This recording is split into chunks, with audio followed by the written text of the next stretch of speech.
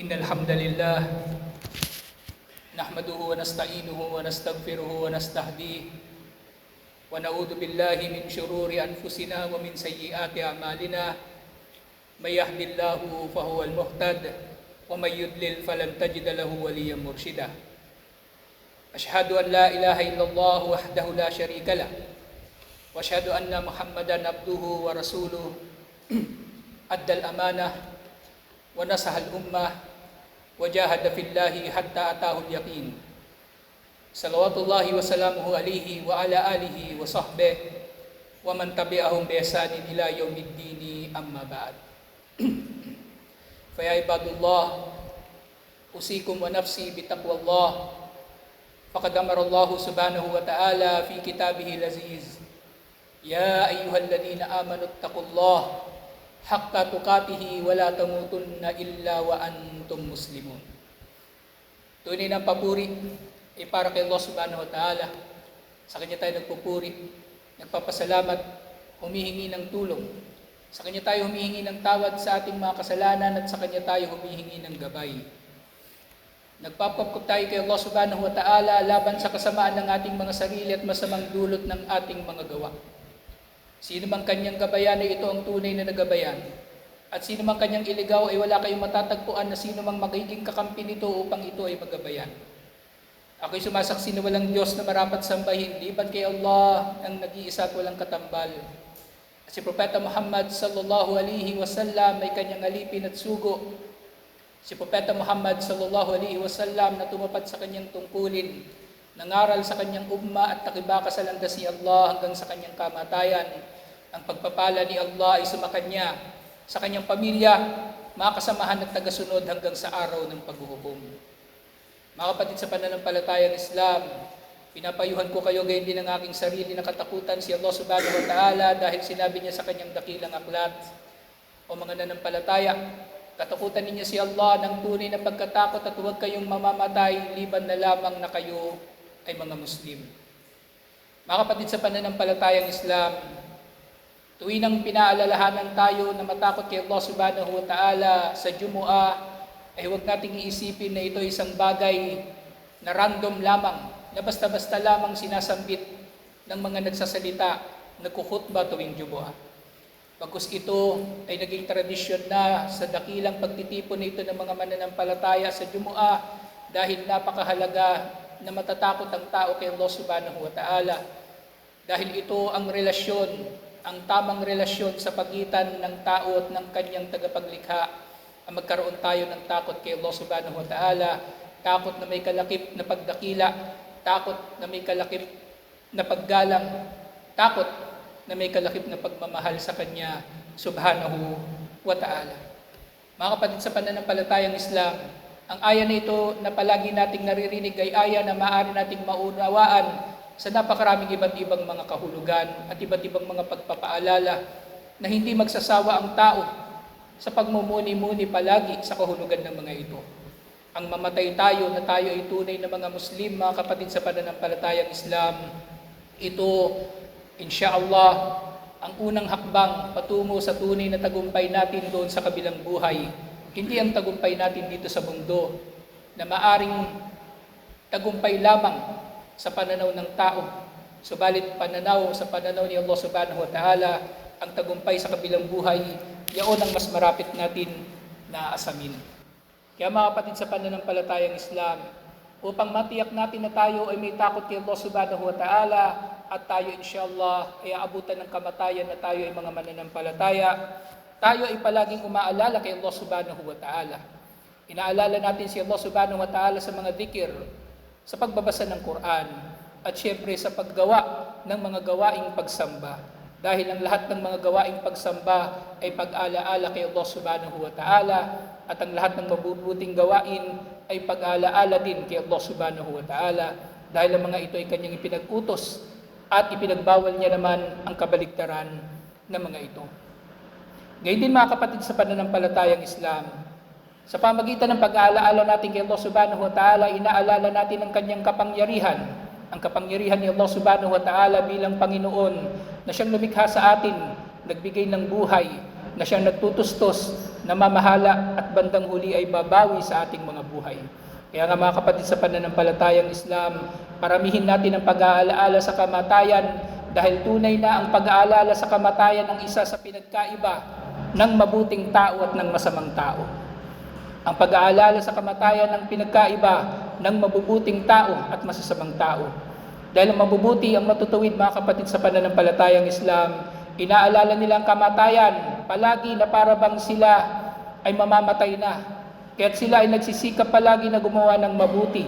Samantalang ang masama, siya ay nagpapatuloy sa kanyang kasamaan sa paglimot sa kamatayan na para bang hindi na siya babawian ng buhay ni Allah subhanahu wa ta'ala na siyang nakapangyayari sa lahat. Mga kapatid sa pananampalatayang Islam, alalahanin natin ang kamatayan katulad ng kung paano itong inalala ng naunang henerasyon ng mga Muslim, katulad ng palaging pinapaalala ni Umar bin Khattab radhiyallahu anhu, kafa bil mauti wa'ida, sapat na ang kamatayan bilang babala. Mga kapatid sa pananampalatayang Islam, napakamarapat lamang na alalahanin natin ang kamatayan lalong-lalo na sa mga sunod-sunod na mga sakuna na dumarating sa ating bansa sa panahon natin ngayon. At tunay na meron ng isang kamanghamanghang kwento, subhanallah. Mga tao na namatay sa lindol sa Cebu, mga tao na namatay sa loob ng kanilang mga tahanan habang sila ay ligtas, nag-aakalang ligtas at nagpapahinga o gumagawa ng iba pa nilang mga gawain. At ang mga tao na ito, sila ay napunta sa lugar na yon bagaman hindi sila taga roon.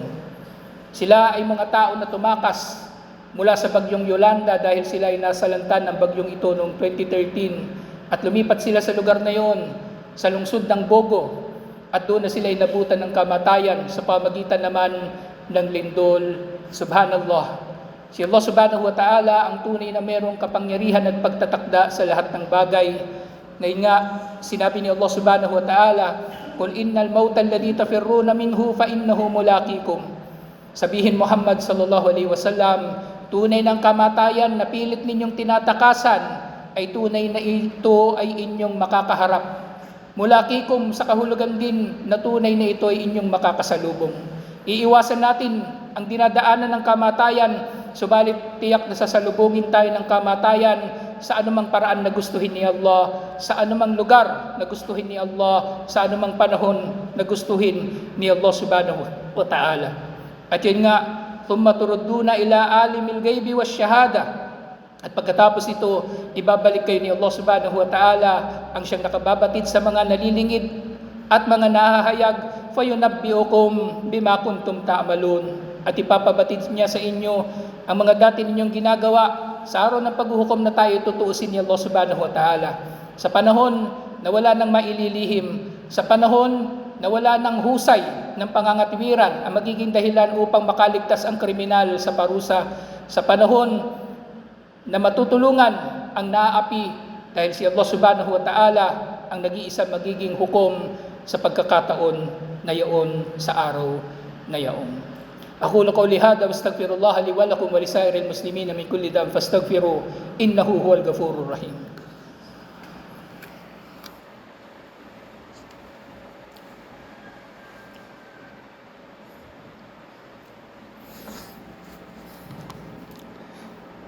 Alhamdulillahi wahdah, wassalatu wassalamu ala man la nabiyya ba'dah wa ba'd. Mga kapatid sa pananampalatayang Islam, ang pag-aalaala sa kamatayan ay pag-aalaala din kay Allah subhanahu wa ta'ala, lalong-lalo na kung ito ay ating inaalala sa konteksto na tayo ay nasa ilalim ng kumpletong kapangyarihan at pagtatakda ni Allah subhanahu wa ta'ala.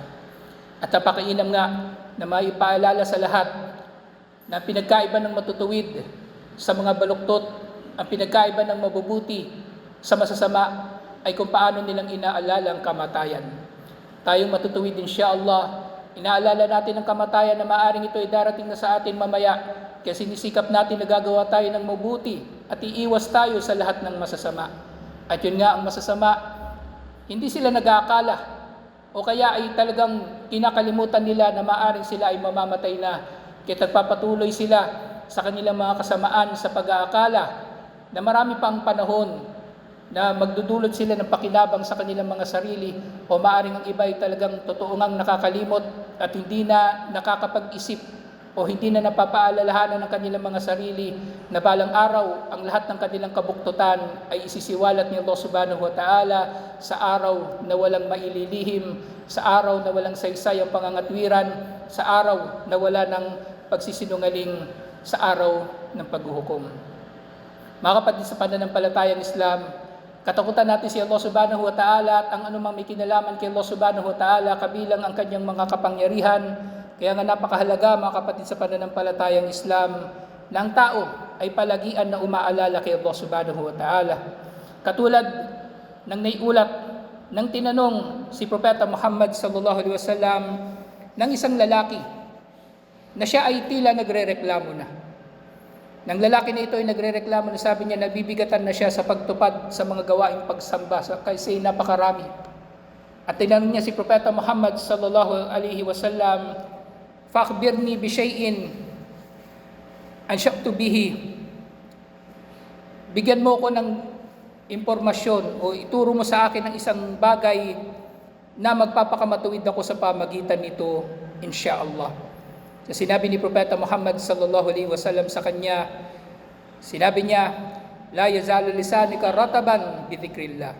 Ang manatili ang iyong dila, insyaallah, na ikaw ay umaalala kay Allah subhanahu wa ta'ala, at sa pamagitan nito, insyaallah, ikaw ay magiging matuwid at magiging madali para sa iyo ang mga gawaing pagsamba, at ikaw ay magkakamit din ng mga dakilang gantimpala kay Allah subhanahu wa ta'ala sa pamagitan lamang ng pagiging abala ng ating mga dila o ng ating mga puso't isip na kasama ng pag-aalaala na ito kay Allah subhanahu wa ta'ala. Dahil nga ang dhikr, mga kapatid sa pananampalatayang Islam, katulad ng iba pang mga gawaing pagsamba, ito ay nag-uugat sa ating mga puso. Hindi lamang ito mga bagay na sinasambit natin, astaghfirullah, subhanallah, at iba pang mga dhikr o mga pag-aalaala kay Allah subhanahu wa ta'ala na hindi naman nagbumuni-muni ang ating mga puso, na hindi naman kinakabahan o natatakot ang ating mga puso tuwing nang nababanggit ang kadakilaan ni Allah, o hindi naman nalulugod ang ating mga puso tuwing nang nababanggit ang kabutihan ni Allah. Kaya mga kapatid sa pananampalatayang Islam, ibilang natin ang ating mga sarili, inshallah, at pagsumikapan na tayo ay mapapabilang sa mga palagian na umaalala kay Allah subhanahu wa ta'ala.